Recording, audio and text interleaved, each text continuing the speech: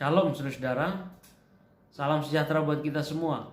Semoga pagi hari ini Bapak Ibu semua bangun dengan sebuah semangat yang baru, dengan sukacita yang baru, dengan satu pengharapan atau satu harapan bahwa Tuhan akan menolong dan menyertai di hari ini.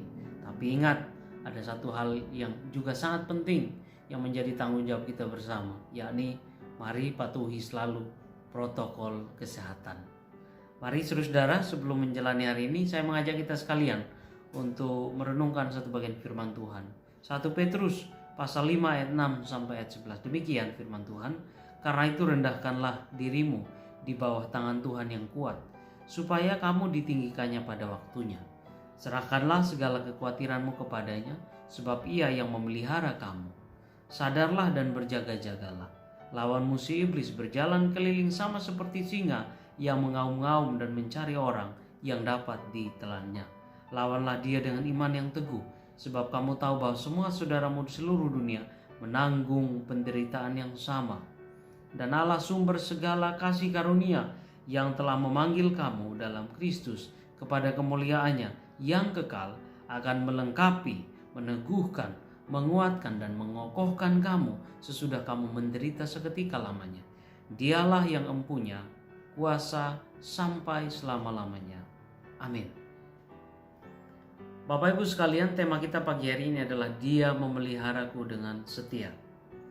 Alkitab berkata bahwa kita manusia diciptakan oleh Tuhan dari debu dan tanah. Betapa rapuhnya kita. Tetapi kita bersyukur, walaupun kita diciptakan dari debu dan tanah, tapi ada roh yang Tuhan hembuskan ke dalam diri kita supaya kita hidup.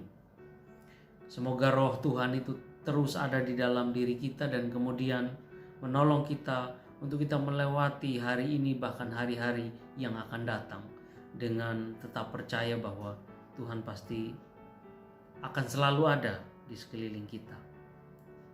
Nah, saudara, kita adalah orang-orang yang lemah.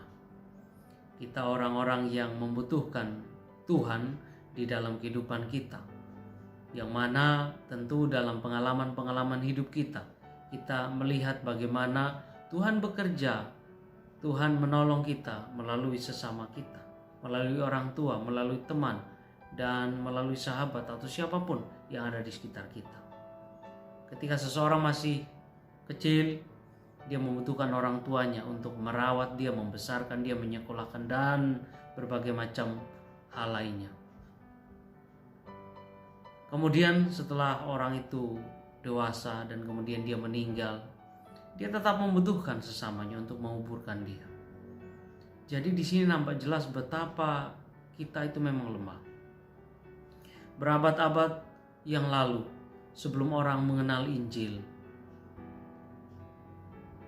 orang-orang tersebut atau nenek moyang kita, katakanlah seperti itu, mereka dengan berbagai daya dan juga upaya mereka ingin mengenal Tuhan. Dengan apa? Dengan menyembah berhala, menyembah batu, kayu-kayu yang besar, menyembah gunung dan sebagainya. Kenapa itu sampai terjadi, saudara? Karena di dalam diri manusia itu ada satu ruang yang kosong di sana yang hanya bisa diisi oleh Tuhan. Dan manusia secara alami menyadari itu. Maka kemudian praktik-praktik tadi dilakukan untuk mencari Tuhan yang dia butuhkan itu. Kemudian Kristus datang ke dalam dunia dan kita bersyukur setiap kita ada di dalam anugerah Tuhan itu, bahwa kita mendengar Injil Kristus. Saudara yang terkasih di dalam Tuhan, Petrus menuliskan surat ini untuk jemaat mula-mula yang mengalami begitu banyak penderitaan. Mereka baru saja menerima Kristus, tetapi kemudian mereka harus menerima kenyataan yang pahit. Mereka ditolak, mereka dianiaya, mereka tidak dianggap, bahkan tidak sedikit daripada mereka yang juga sangat miskin. Maka kemudian adalah sebuah tanggung jawab bagi Petrus untuk menulis surat ini dan kemudian memberikannya atau mengirimkannya kepada orang-orang Kristen yang tersebar di mana-mana, supaya menguatkan mereka. Satu pesan penting yang diberikan oleh Petrus bagi jemaat yang ada pada saat itu dan juga bagi kita sekalian. Di dalam ayat yang ke-7 dikatakan, serahkanlah segala kekhawatiranmu kepadanya, sebab ia yang memelihara kamu. Ini menjadi sebuah pesan penting buat kita sekalian pada hari ini. Kita sama-sama tahu kondisi dunia.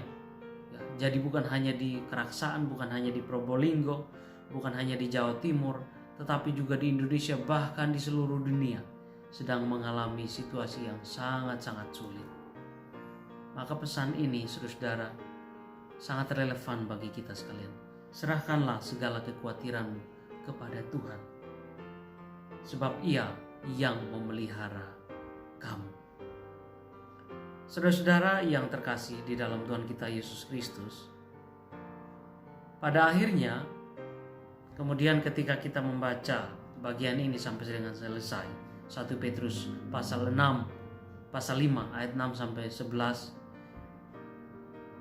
hanya ada satu pesan penting tadi, bahwa kita harus terus berserah kepada Tuhan, percaya bahwa Tuhan akan menolong kita sekalian menghadapi segala tantangan yang ada ini dengan penuh iman di hadapan Tuhan. Maka saudara-saudara, di dalam ayat yang ke-10 dikatakan bahwa ketika kamu setia, ketika kamu tetap teguh di dalam Tuhan, maka Kristus atau Allah akan melengkapi kamu, meneguhkan kamu, bahkan menguatkan kamu dan mengokohkan kamu untuk melewati semua tantangan hidup ini. Di dalam ayat yang ke-11, Petrus menutupnya dengan sebuah pernyataan yang sangat baik di sana. Dikatakan, karena Dialah Tuhan, atau Dia Kristus, Dia adalah yang mempunyai kuasa sampai selama-lamanya.